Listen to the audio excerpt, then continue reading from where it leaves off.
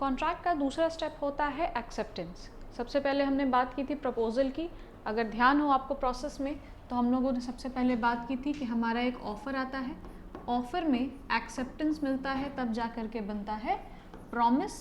Promise जब consideration का काम करता है तो वो बनता है अग्रीमेंट, और अग्रीमेंट अगर एग्जीक्यूटेबल होता है बाय लॉ तो हमारा बनता है कॉन्ट्रैक्ट। ये हमने ऑलरेडी बात कर ली थी पिछले वीडियो में। अभी हम लोग जब बात कर रहे हैं that is the second step of contract formation which is acceptance. अब एक्सेप्टेंस होता क्या है, तो अगर डेफिनेशन देखो तो डेफिनेशन दिया हुआ है सेक्शन नंबर 2 क्लॉज बी के अंदर। बड़ा सिंपल डेफिनेशन है, ध्यान से देखना। बोल क्या रहा है, when the person to whom proposal is made, जिसको प्रपोजल दिया गया है, सिग्निफाइज बता रहा है या जता रहा है, his assent thereto, अपने assent को, proposal is said to be accepted, proposal when accepted becomes promise। अब जरा दोबारा देखो इस डेफिनेशन को, बोलता है the person to whom the proposal is made। Proposal किसको जा रहा था भाई, तो प्रपोजल जा रहा था हमारे ऑफरी को। कहता है कि ऑफरी जब अपना एसेंट देता है प्रपोजल पे तो प्रपोजल हो जाता है एक्सेप्ट, और प्रपोजल जब एक्सेप्ट हो जाता है तो बन जाता है प्रॉमिस। अब इसके लीगल रूल्स की अगर बात की जाए तो लीगल रूल क्या क्या होगी, डेफिनेशन के हिसाब से अगर देखा जाए तो डेफिनेशन में तो इसने एक बात बोल दी कि भाई एक्सेप्टेंस किसके तरफ से आना चाहिए, तो एक्सेप्टेंस आना चाहिए उसके तरफ से जिसे ऑफर दिया गया है। एक्सेप्टेंस उसी के तरफ से आएगा जिसके ऑफर दिया गया था, तो उसे वैलिड एक्सेप्टेंस माना जाएगा, अदरवाइज वो वैलिड एक्सेप्टेंस नहीं होगा। दूसरा, acceptance must be absolute and unqualified. अब ये बात लिखी है सेक्शन नंबर 7 के अंदर में कि हमारा जो एक्सेप्टेंस है must be absolute and unqualified. अब अनक्वालिफाइड और एब्सोल्यूट का मतलब क्या है, जरा ध्यान से समझना। सेक्शन ने क्या बोला, सेक्शन नंबर है 7 ने क्या बोला कि एक्सेप्टेंस होना चाहिए हमारा एब्सोल्यूट। भाई एब्सोल्यूट का मतलब होता है कंप्लीटली, पूरी तरीके से। आपको कभी कभी आपके फैकल्टीज टीचर बोलते हैं ना, this is an absolutely hopeless class. Absolute, completely, कोई उम्मीद नहीं है, वो एब्सोल्यूट, तो पूरी तरीके से। दूसरा हम कहते हैं कि इट इज अनक्वालिफाइड। अब अनक्वालिफाइड का मीनिंग समझना कि क्या कहना चाह रहा है, एक्चुअली वो क्या कहना चाह रहा है, अंडरस्टैंड दैट। जो इंसान कभी पढ़ा नहीं, कभी कभी पढ़ा लिखा नहीं है, हैज़ बीन जस्ट रॉ, जैसे वो पैदा हुआ था आज भी वैसा ही है, किसी तरीके की डिग्री उसने नहीं ली, is called a qualified person, unqualified person, sorry. तो अनक्वालिफाइड क्या हो गया, जो जैसा था वैसा ही है। अगर मैंने 10th स्टैंडर्ड क्वालिफाई किया, 12th कर लिया, फिर मैंने CA कर लिया, तो I became qualified as CA। मतलब मेरे पास वो एडिशनल कुछ है जो कि एक रॉ में नहीं था। सो अगर हम बात करते हैं कि मेरा एक्सेप्टेंस अनक्वालिफाइड होना चाहिए, तो इसका मतलब ये हुआ कि किसी तरीके का चेंजेस आपने प्रपोजल में नहीं किया है, जैसा प्रपोजल आया था एग्जैक्टली वैसा ही अगर आप अप्रूव कर रहे हैं, देन इट इज एक्सेप्टेंस। अगर आपने प्रपोजल में चेंज किया है तो उसको काउंटर ऑफर कहते हैं। अगर ध्यान होगा, हमने पिछले वाले वीडियो में बात किया था, तो बोलता है कि हमारा जो एक्सेप्टेंस है, जैसा प्रपोजल आया वैसा ही मैंने अप्रूव कर दिया, then it is unqualified acceptance and a valid acceptance. Absolute, जितनी बातें उस प्रपोजल में लिखी थी वो सारी बातें हम मान रहे हैं, तो ये हो गया एब्सोल्यूट। किसी तरीके का उसमें कोई नेगोशिएशन नहीं है, किसी तरीके का कोई चेंजेस नहीं है। अगर 10 टर्म्स दिए हुए थे, मैंने 10 टर्म्स को अप्रूव किया है, then it is called a valid acceptance, जहां पे it is absolute and unqualified. अगली की बात करते हैं। अगला फीचर जो है वो कहता है एक्सेप्टेंस मस्ट बी कम्युनिकेटेड। अब एक्सेप्टेंस मस्ट बी कम्युनिकेटेड का मतलब ये हुआ, डेफिनेशन ही अगर देखो तो डेफिनेशन में क्या बोला था when the person to whom the proposal is made signifies his assent thereto. signifies का मतलब क्या है, मैंने इसे जाहिर किया, जाहिर किया माने कम्युनिकेट किया, विच मीन्स कि एक्सेप्टेंस बिना कम्युनिकेट किए हुए वैलिड नहीं हो सकता। मैंने मन में सोच लिया कि हाँ इसका काम मैं कर दूं, या मैंने लेटर में एक्सेप्टेड लिख करके अपने ड्रॉअर में रख रखा है, that will not be counted as a valid acceptance, उसको हम वैलिड एक्सेप्टेंस नहीं कह सकते हैं। अगला बोलता है acceptance must be in prescribed mode. अगर मैंने अपने ऑफर में लिखा है कि आप अपना एक्सेप्टेंस मुझे लेटर के थ्रू भेज दीजिएगा, तो मेरे एक्सेप्टेंस को वैलिड तभी माना जाएगा जब मैंने उसको लेटर के थ्रू भेजा। अगर लिखा था कि मुझे कॉल करके बता देना, तो कॉल के थ्रू जो एक्सेप्टेंस जाएगा वही वैलिड माना जाएगा। मतलब अगर मोड प्रिस्क्राइब्ड है तो उसी मोड में मुझे एक्सेप्टेंस भेजो, किसी दूसरे मोड में मुझे एक्सेप्टेंस भेजोगे तो वो वैलिड एक्सेप्टेंस नहीं माना जाएगा। Same goes with time.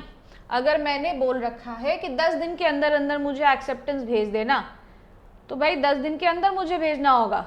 अगर मैंने 12 दिन के बाद भेजा तो मुझे वो एक्सेप्टेंस वैलिड नहीं माना जाएगा। अगला पॉइंटर जो है वो बोलता है कि mayor silence is not acceptance. Mayor silence is not acceptance का मतलब, बचपन से जो आप मूवीज में देखते आ रहे हैं कि खामोशी का मतलब हाँ होता है, कॉन्ट्रैक्ट एक्ट उसको कंप्लीटली नलिफाई करता है। कॉन्ट्रैक्ट एक्ट बोलता है कि आप जब तक एक्सेप्टेंस को कम्युनिकेट नहीं करेंगे तब तक वो वैलिड नहीं होगा, which means that it has to be communicated. बिना कम्युनिकेशन किए हुए एक्सेप्टेंस की वैलिडिटी नहीं हो सकती है। फिर बोलता है कि ये जो कम्युनिकेशन है ना, ये कम्युनिकेशन ज़रूरी नहीं है कि रिटन में हो, वर्ड फॉर्म में हो। It may be by expressed manner, oral और रिटन, और it may be by conduct. Acceptance can be by conduct और इम्प्लाइड एक्शन से भी हो सकता है। एग्जाम्पल के तौर पे समझना, जैसे मान लो कि कूली है, आप रेलवे स्टेशन पे जा रहे हैं, कूली है, कूली मेरा जब सामान उठा करके मेरे साथ आगे बढ़ने लगता है, that is his implied offer. और जब मैंने उसके साथ साथ चलना शुरू कर दिया, उसने सामान उठाया, मैंने भी उसके साथ साथ चलना शुरू कर दिया, इज माई इम्प्लाइड एक्सेप्टेंस। हम ये नहीं कह सकते कि भाई मैंने तो नहीं बोला था तुम्हें सामान ले जाने, जब उसने सामान उठाया वो उसका इम्प्लाइड ऑफर था। अगर मैंने उसके साथ चलना शुरू कर दिया, it is my implied acceptance. आगे बढ़ते हैं। अगला इंपॉर्टेंट टॉपिक जो है ऑफर और एक्सेप्टेंस के अंदर में, वो बात करता है कम्युनिकेशन की। अगर डेफिनेशन आपको ध्यान हो ऑफर और एक्सेप्टेंस की, तो दोनों में एक बात उसने बोली, signifies. When one person signifies to another, proposal के डेफिनेशन में दिया है, when one person signifies to another his willingness to do और abstain from doing something. Acceptance का definition, when the person to whom proposal is made signifies his assent thereto। दोनों में ही आपका ये टर्म आ रहा है signifies, which means communicate। तो offer और एक्सेप्टेंस दोनों के अंदर में कम्युनिकेशन इज वेरी इंपॉर्टेंट। अब इन दोनों का बात आया कि भाई ऑफर और एक्सेप्टेंस को हम कब मानेंगे कि वो कम्युनिकेट हो जाता है। तो अगर हम बात करते हैं प्रपोजल की, तो सेक्शन नंबर 4 है कॉन्ट्रैक्ट एक्ट का, जो बोलता है कि कम्युनिकेशन कब पूरा होगा हमारे प्रपोजल का, when it comes to the knowledge of the person to whom it is made. Simple भाषा में समझे तो ऑफरी के नॉलेज में जब आ जाएगा तो प्रपोजल का कम्युनिकेशन पूरा हो जाएगा। अगर मैंने ऑफर दिया किसी को और उसके पास लेटर पहुंचा ही नहीं, it is not a valid offer, क्योंकि वो कम्युनिकेट ही नहीं हुआ है। कम्युनिकेशन पूरा कब होगा, when it comes to the knowledge of the offeree. दूसरा, कम्युनिकेशन ऑफ एक्सेप्टेंस जो है वो थोड़ा सा लंबा चौड़ा बात करता है। Let's be very simple about what it is saying. वो जो कह रहा है, क्या कह रहा है, एक बार जरा ध्यान से देखो। सेक्शन नंबर 4 के अंदर ही दिया है, बोलता है कि कम्युनिकेशन ऑफ एक्सेप्टेंस भी पूरा कब होगा। बोलता है कि प्रपोजर के लिए when it is put in the course of transmission to him so as to be out of the power of acceptor to withdraw the same। Simple भाषा में समझो तो जब मेरा एक्सेप्टेंस ट्रांसमिशन में चला गया, मतलब एक मोड ऑफ कम्युनिकेशन में जा चुका है और मेरे पास अब पावर नहीं उसको वापस खींचने की। फॉर एग्जाम्पल, मैंने ईमेल शूट कर दिया है और अब उसको हम रिट्रीव नहीं कर सकते, या मैंने लेटर बॉक्स में लेटर डाल दिया है, हम लेटर बॉक्स से लेटर निकाल नहीं सकते। सो ट्रांसमिशन में जा चुका है और एक्सेप्टर के पास ऑप्शन नहीं है उसको वापस निकालने की, तो हम कहते हैं कि प्रपोजर के लिए वो कम्युनिकेशन ऑफ एक्सेप्टेंस पूरा हो गया है। दूसरा, as against acceptor when it comes to the knowledge of proposer, भाई सामने वाला मुझे ऑब्लाइज करने के लिए रेडी है कि भाई तुम्हारे लिए तो कम्युनिकेशन पूरा हो गया, मुझे मालूम ही नहीं है कि मुझे करना क्या है, क्योंकि मेरे पास तो नॉलेज ऑफ एक्सेप्टेंस अभी तक है ही नहीं। तो बोला कि एक्सेप्टर जो प्रॉमिसी या जिसको हम ऑफरी कहते हैं, ऑफरी के लिए कंप्लीट तब होगा जब वो नॉलेज में आ जाएगा ऑफ द ऑफरर। अब इसको थोड़ा सा समझो। कहता है ऑफर का तो बहुत सिंपल रूल है। ऑफर के लिए इसने क्या बोल दिया? ऑफर के लिए इसने बोल दिया when it comes to the knowledge of offeree, offeree के नॉलेज में जब आ जाएगा तो आपका प्रपोजल का कम्युनिकेशन पूरा हो जाएगा। एक्सेप्टेंस के बारे में इसने कहा कि ऑफरर के लिए अलग टाइम पे पूरा होगा और ऑफरी के लिए अलग टाइम पे पूरा होगा। ऑफरर के लिए कब पूरा हो रहा है? जब ये ट्रांसमिशन में चला गया। ट्रांसमिशन में डालेगा कौन? ऑफरी। एक्सेप्टेंस को ट्रांसमिशन में डाल कौन रहा था? ऑफरी। तो ऑफरी ने जब इसे ट्रांसमिशन में डाल दिया तो ऑफरर के लिए एक्सेप्टेंस का कम्युनिकेशन पूरा हो गया। ऑफरी के लिए कब पूरा हो रहा है? तो भाई ऑफरी के लिए पूरा हो रहा है जब ये नॉलेज में आ जाता है। किसके नॉलेज में? तो ऑफरर के नॉलेज में आ जाता है। तो कहने का मतलब ये कि एक्सेप्टेंस का कम्युनिकेशन ऑफरर के लिए पूरा होता है जब एक्सेप्टेंस ट्रांसमिशन में चला जाता है बाय द ऑफरी, और एक्सेप्टेंस का कम्युनिकेशन ऑफरी के लिए पूरा होता है when it comes to the knowledge of offeror. अब इससे इफेक्ट क्या होगा, इम्प्लीकेशन क्या होगा, ये समझना। इफेक्ट बहुत सिंपल है। इफेक्ट ये है कि जैसे ही ऑफरर ने इससे ऑफरर के लिए एक्सेप्टेंस पूरा हो गया, थोड़ा सा पीछे जा रहे हैं, ऑफर में एक्सेप्टेंस मिलता है तो प्रॉमिस बन जाता है, करेक्ट। ऑफरर का इंटेंशन क्या था? सेक्शन नंबर 2 क्लॉज ए क्या बोला था? With an intent to obtain the assent of the other party. मैंने ऑफर क्यों दिया था? ताकि मुझे सामने वाली पार्टी का एसेंट मिल जाए। क्या उसका यहाँ पे इंटेंशन पूरा हो गया? हाँ भाई, इंटेंशन यही था कि एसेंट मिल जाए। एसेंट मिल गया? हाँ मिल गया। तो मेरे ऑफर में एक्सेप्टेंस तो मिल गया। एज एन ऑफरर मेरे ऑफर में एक्सेप्टेंस मिल गया, तो ये बन गया फॉर द ऑफरर, ये बन गया प्रॉमिस।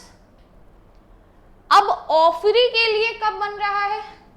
ऑफरी के लिए ये प्रॉमिस तब बन रहा है when it is coming to the knowledge of the offerer. जैसे ही ऑफरर के लिए ये प्रॉमिस बन गया, अब ऑफरर इसको रिवोक नहीं कर सकता। रिवोक का मतलब होता है कैंसिल। तो सवाल ये आया कि ऑफरर अपने ऑफर को कब तक कैंसिल कर सकता है? तो ऑफरर कैंसिल कर सकता है जब तक एक्सेप्टेंस ऑफरर के लिए कंप्लीट ना हो जाए। और कंप्लीट कब हो रहा है? When it is sent in the transmission. और ऑफरी के लिए कब हो रहा है? ऑफरी के लिए बोला गया कि ऑफरी कब तक रिवोक कर सकता है अपना एक्सेप्टेंस को? कहता है कि जब तक ऑफरी के लिए ये ऑफर है, जस्ट इन दी ऑफर या एक्सेप्टेंस के स्टेज में, तब तक कर सकता है। जैसे ही ये प्रॉमिस के स्टेज में चला गया, अब ये इसको रिवोक नहीं कर सकता है। अगली जो बात हम लोग करेंगे वो इसी की बात करेंगे कि रिवोकेशन कब तक पॉसिबल है। एकदम सिंपल सा एजेंडा समझना, जब तक ऑफर के या एक्सेप्टेंस के फेज में है तभी तक उसको रिवोक किया जा सकता है। जैसे ही ऑफर में एक्सेप्टेंस मिल गया और वो प्रॉमिस बन गया, अब उसको रिवोक नहीं किया जा सकता। अब आते हैं हम लोग सेक्शन पे। ये हमने देखा कि ऑफर और एक्सेप्टेंस कंप्लीट कब होता है। अगली बात जो आई दैट इज रेवोकेशन, कि रेवोकेशन आप कब तक कर सकते हैं। तो अगर आगे आइएगा तो यहाँ पे बोलता है कि रेवोकेशन तब तक पॉसिबल है जब तक कि वो हमारे ट्रांसमिशन में नहीं जा रहा है या ऑफर के नॉलेज में नहीं आ रहा। तो सेक्शन नंबर 5 है, बोलता है प्रपोजल को तब तक आप कर सकते हैं revoke any time before the communication of acceptance is complete as against proposal. Proposer के लिए जब तक कम्युनिकेशन ऑफ एक्सेप्टेंस पूरा नहीं हो जाता तब तक आप उसको रिवोक कर सकते हैं। एंड एक्सेप्टेंस में भी revoke at any time before communication of acceptance is complete as against the acceptor. Acceptance को कब तक रिवोक कर सकते हैं? जब तक कि कम्युनिकेशन ऑफ एक्सेप्टेंस पूरा नहीं हो जाता फॉर द एक्सेप्टर, माने मेरा ऑफरी। तो प्रपोजल को हम रिवोक कर सकते हैं जब तक ऑफरर के लिए कम्युनिकेशन ऑफ एक्सेप्टेंस पूरा नहीं हो जाए, और एक्सेप्टेंस को रिवोक कर सकते हैं जब तक हमारे ऑफरी के लिए कम्युनिकेशन ऑफ एक्सेप्टेंस पूरा नहीं हो जाता। चलिए, अब इसमें 2 केस लॉज हैं, इन दोनों केस लॉज को थोड़ा सा समझना, इसके ऊपर तुम्हारे क्वेश्चंस आते हैं एग्जाम में। एक केस लॉ है, इसका नाम है लालमन शुक्ला वर्सेस गौरी दत्त। लालमन शुक्ला वर्सेस गौरी दत्त। अब इस केस में क्या हुआ था समझना। इस केस में ये जो गौरी दत्त हैं, हु इज द डिफेंडेंट, मतलब जिनके ऊपर केस किया गया, हुआ ये कि इनका जो है नेफ्यू खो गया था। जब नेफ्यू खोया तो लालमन शुक्ला ये इनके एम्प्लॉई हैं, ठीक है। लालमन शुक्ला को इन्होंने बोला कि भाई मेरे नेफ्यू को खोज के लाओ। Under the employment agreement Lalman Shukla was required कि वो अपने एम्प्लॉयर के डेजिग्नेटेड काम को पूरा करे, मतलब उनको नेफ्यू को खोज के लाना था। इसी बीच गौरी दत्त ने न्यूज़पेपर में भी एक एड चलवा दिया कि जो भी मेरे नेफ्यू को खोज के लाएगा उसको हम रिवॉर्ड देंगे। ठीक है, अच्छी बात है, कोई दिक्कत नहीं है। अब हुआ ये कि खोज करके लेके आया हमारा लालमन शुक्ला ही। लालमन शुक्ला ने इनके नेफ्यू को खोज करके इनके हाथों सौंप दिया, ठीक। बाद में लालमन शुक्ला को सब लोगों ने बोला भाई तुमने रिवॉर्ड लिया अपना, एक रिवॉर्ड भी इस पे था, तुमने लिया? लालमन शुक्ला बोला हमें तो मालूम ही नहीं था कि ऐसा कोई रिवॉर्ड भी है, मैंने तो डिमांड नहीं किया। अब इस केस में जब लालमन शुक्ला गौरी दत्त के पास गए और बोला कि भाई साहब मेरा इनाम कहाँ है, मैंने आपके नेफ्यू को खोज के लाया, आपने बोला था, तो बोलता है नहीं ये इनाम तुम्हारे लिए नहीं था। तो लालमन शुक्ला को थोड़ा बुरा लगा कि भाई खोज के तो लेकर के आया हूँ, फिर भी नहीं दे रहा है प्राइस, इसमें क्या करें। इस केस में हुआ ये कि हमारे लालमन शुक्ला ने जब केस किया तो कोर्ट ने इनसे पूछा कि जब आप जा रहे थे खोजने के लिए, जब आप नेफ्यू को खोजने जा रहे थे तो क्या आपको नॉलेज था किस बात का, ऑफ रिवॉर्ड। तो इन्होंने क्या बोला होगा, नहीं मुझे थोड़ी मालूम था। अब जरा याद करना, हमने एक केस पढ़ा था Carlill versus carbolic smoke balls, उसमें बात हुई थी ना कि अगर ये कोई इंफॉर्मेशन न्यूज़पेपर में गई है, जनरल ऑफर है, सबके लिए एप्लीकेबल होगा। मैडम ने वो न्यूज़ देखा, दवा यूज़ किया, फिर भी उनको इन्फ्लुएंजा हो गया, तो मैडम के लिए वो एक जनरल ऑफर था। यहाँ तक की कहानी हम लोग सब जानते हैं। लेकिन इसमें क्या हो रहा है, इसमें तो इसने न्यूज़पेपर में देखे बिना नेफ्यू को खोज लिया, मतलब इसे इस ऑफर का कोई कम्युनिकेशन नहीं हुआ। पहले ऑफर होगा फिर तो एक्सेप्टेंस होगा, यहां तो ऑफर ही वैलिड नहीं है। क्यों वैलिड नहीं है? Because it was not communicated, communicate ही नहीं हुआ था। तो जब ऑफर का कम्युनिकेशन पूरा नहीं हुआ तो आप उसको एक्सेप्टेंस में कैसे तब्दील कर सकते हो? और जब ऑफर और एक्सेप्टेंस ही नहीं है तो कॉन्ट्रैक्ट कहां बना? There is no obligation. और एंड में केस में भी यही हुआ, लालमन शुक्ला को किसी तरीके का अवार्ड नहीं मिला क्योंकि ये वैलिड ऑफर के डेजिग्नेशन में नहीं आ पाया। दूसरा केस समझना, एक केस है लिली वाइट वर्सेस मुत्तुस्वामी करके एक केस है। उस केस में समझना हुआ क्या, उस केस के अंदर एक लॉन्ड्री है, ठीक है।